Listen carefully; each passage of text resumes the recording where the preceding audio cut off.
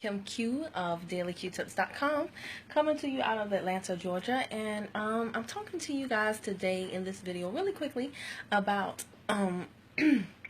excuse me, who you should be attracting to your business. So guys, listen, this is super important. It makes all the difference in the world.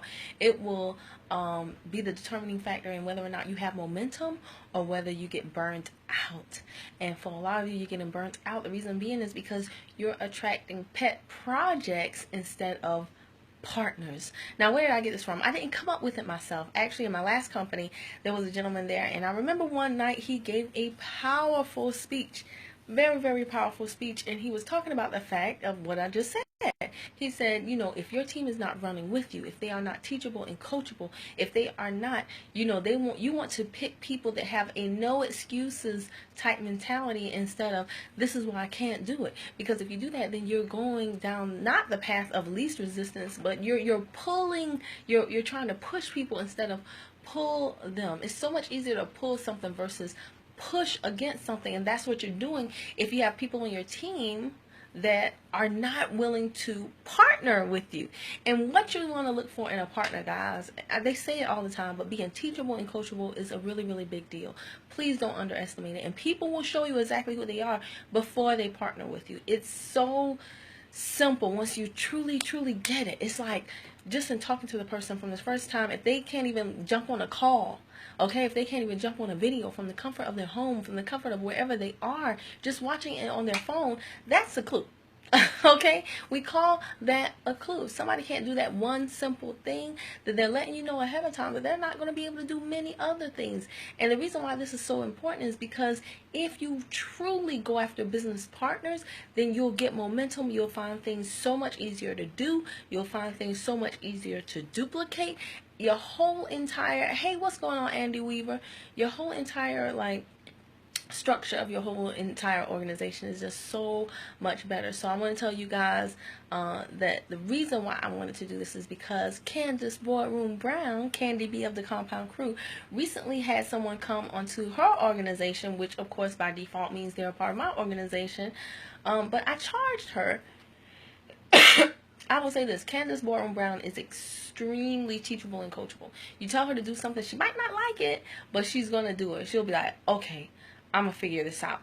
That's the type of person y'all want. Not, I can't do that because, no, you want the person that's like, okay, let me figure it out. So I charged her last week with the challenge of getting, basically flexing her leadership skills, okay, and getting someone on her team that she really didn't know, or just basically someone who wasn't so close to home, okay. And so on Saturday night, Candace Boardroom Brown calls me. She did a video. She had an old high school friend comment on her video. She followed up with him, very systematized, followed up with him and said, hey, do you keep your income options open? I don't know if that's what she said verbatim, but that's what she said. And so he said yes. She got him on the video. He had questions normally, okay, clearly, and that's when she put the system into play. And she did a 3-way call with me. Guys, it went fantastically. This gentleman is a business owner. There's a huge difference between somebody who works in a business and someone who owns their own business, has been a successful business owner for many, many years. Let me tell you guys something. When you are looking to partner with someone, you got to realize that the partner should be able to bear their share, their portion of the weight. It is just like a marriage. It is just like if you have a corporation, a brick and mortar corporation, and you're looking for business partners, you don't want to be the only one doing all the work. So you gotta look for someone that has that same mentality. And I'm telling you guys, if you start reaching out to not just people, but circles of influence, okay, recruit not people but circles of influence, you're going to see that it's going to be a lot easier if you know what you're doing. Because the conversation between Candace's newest team member and myself, I mean, I love it when Holton Bug says, I don't do a presentation, I have a business conversation. So that's what we did. We had a business conversation about what these products do, establishing multiple points of distribution, leverage, securing your position of equity. And guess what? It just made sense to him. You know why it made sense to him? Because he's a businessman. Man. Okay? So whereas with somebody else, they can be like, Yeah, I mean, I have spoken to people that work at the mall making minimum wage, $7.25 an hour.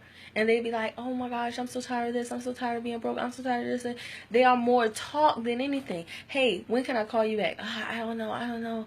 I don't know. Okay, call me at 7. You call me at 7. Okay, can you get on this call? No, I can't.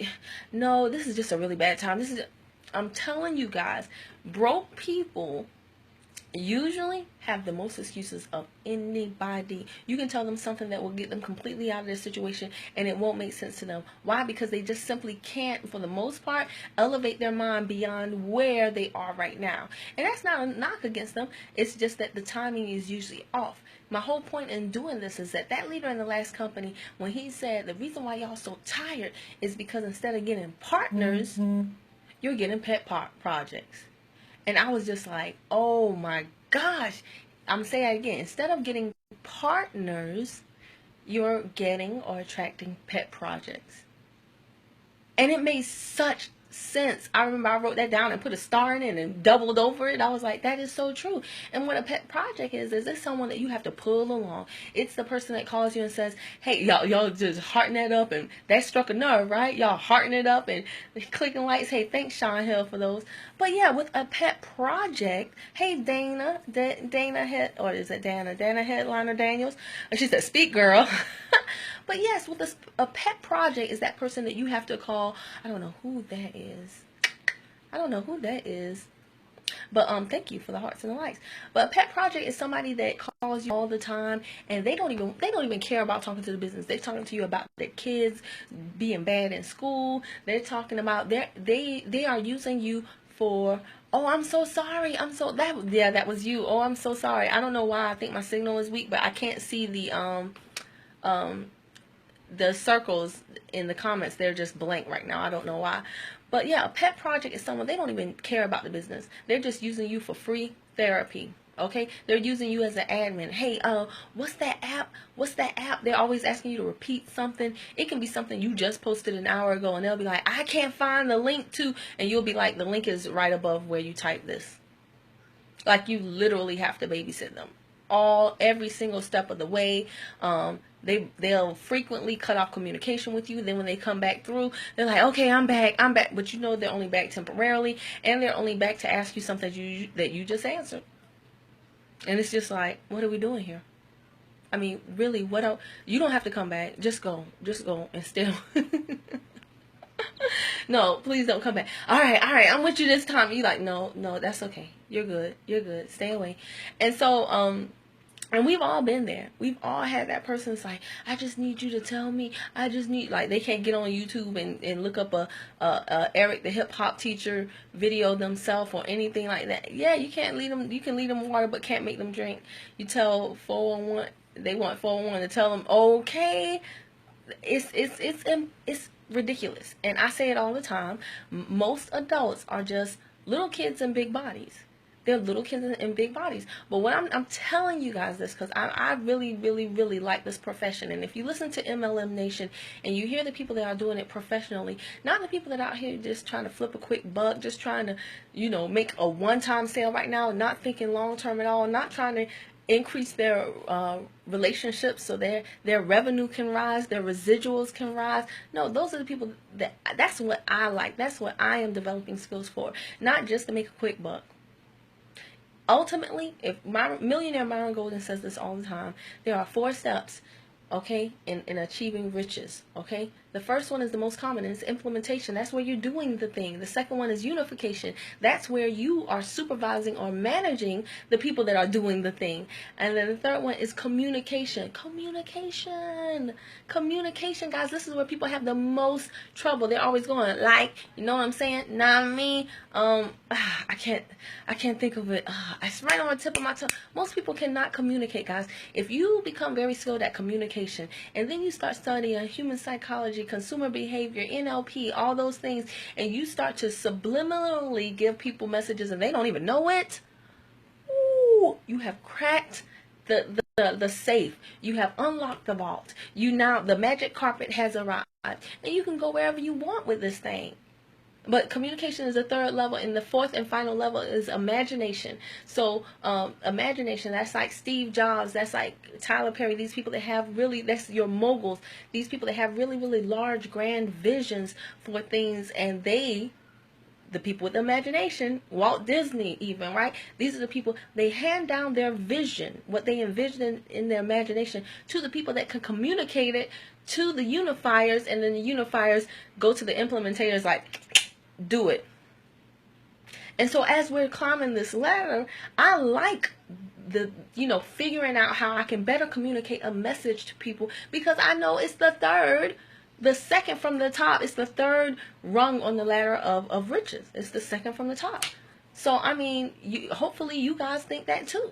But if you want to become more skilled at making sure that your message actually sticks, that your message lands, and that you're planting seeds in fertile ground when you give advice, when you give instructions, when you're giving the outline, the blueprint, the whatever you want to call it, then I'm telling you, you got to make sure you have fertile ground. Fertile ground is a business partner, not a pet project. It's going to be some people, guys, that you're going to have to let go. If they're on your team right now and they are sucking you dry like a leech, you're going to have to stop enabling them, because the only way that they'll do it is if you are. If every time they ask, you answer, that's a problem. And it's not theirs, it's yours. Okay, because as a leader, you should know who you can lead, and you should be able to decipher when you're just wasting your time. And you've got to communicate to those leeches, to those pet projects in your organization, in your team. You've got to be able to effectively communicate to them that they need to become self-sufficient. Without, you don't have to say, you tripping. You're a pain in my butt. No, no, but just communicate. Hey, I think it's time that I empowered you to find out your own answers. So here is where you find that answer at. Or, hey, what did you find when you Googled it? What did you find when you YouTubed it? If they say, well, I haven't done it yet. Okay, well, let's start there. And be firm in it, guys, and mean it. If they say, well, you know what, I'm just going to quit because this is just too much, let them go. Because you need partners, not pet projects. So, guys, that's all I have for you. I got to run out this door and take care of some business. Thank you, everybody who tuned in, gave hearts. Hey, Estes. Thank you, everybody who tuned in, gave hearts, all that good stuff. And I'll see y'all in the next video. Bye.